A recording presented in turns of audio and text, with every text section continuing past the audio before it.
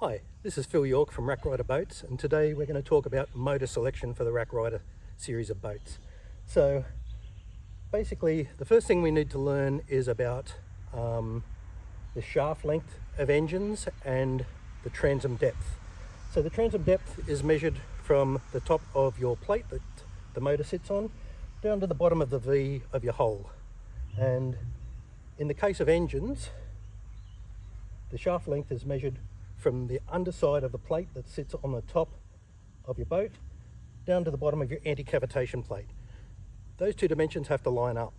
So your shaft length and your transom depth should be the same.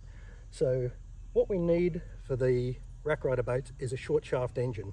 Now, unfortunately, that's not an easier choice as you think, because Honda and Yamaha, they make their engines for shaft lengths and transom depths of 17 inches, which is roughly 430 millimeters, where to the best of my knowledge, all the other makers, they make theirs for 15-inch transoms. So that's about 380 millimeters. So there's a 50 millimeter difference between Honda and Yamaha's shaft length and the shaft lengths of all the other manufacturers. So our boat's been made with a 17-inch or 430 transom depth. So unfortunately, or fortunately, you can only buy Honda or Yamaha outboard engines, short shaft outboard engines, to fit these boats. Now, I say unfortunately because obviously that limits your choices, but fortunately because Honda and Yamaha, they're probably one of the best, if not the best makers in this segment. The other thing that we would recommend is one of these, which is a hydrofoil. These boats, they're quite short, they're quite light, so they have a tendency, if you've got a heavy load in the back and no load in the front, as you get up and start to move, the boat will pick up and sort of have a nose high attitude in the air, to the point where often as you put speed on, the nose won't pull down and you won't go into the plane. So I strongly suggest that you put one of these anti-cavitation plates on, or hydrofoil plates. So what they'll do is they'll sort of act as something that'll flatten you out. So as you put the power on, the water hitting this plate at an angle will push the front of the nose of the boat down, and you'll get nice and level and get on the plane easily. So Honda or Yamaha outboards and one of these hydrofoils. We use Oz hydrofoil plates. You buy them and you fit them yourself. There's videos on YouTube how to do that. It's not too difficult.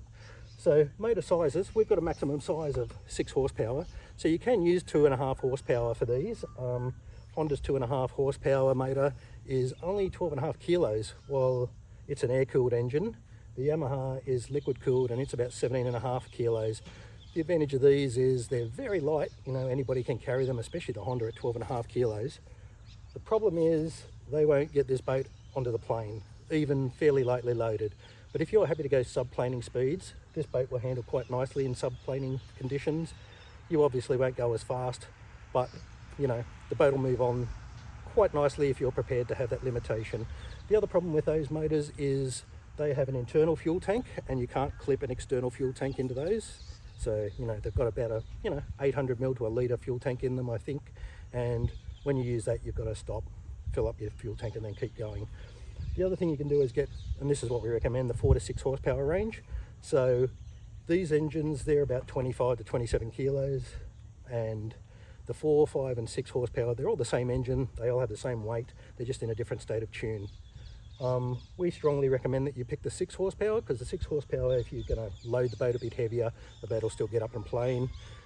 People think 4 to 6 horsepower, that's only 2 horsepower difference. How much difference can that make? That's actually a 50% difference in power. So very important to think about what you want. We've got a table on our website that sort of shows the performance of the boat with different motors and different load conditions. But given that it's a very low powered boat, we'd strongly suggest that you pick the 6 horsepower engine.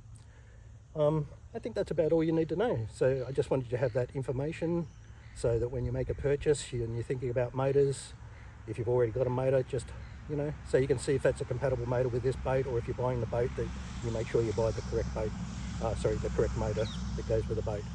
Anyway, that's me signing out. Phil from RackRider Boats. Have a good day.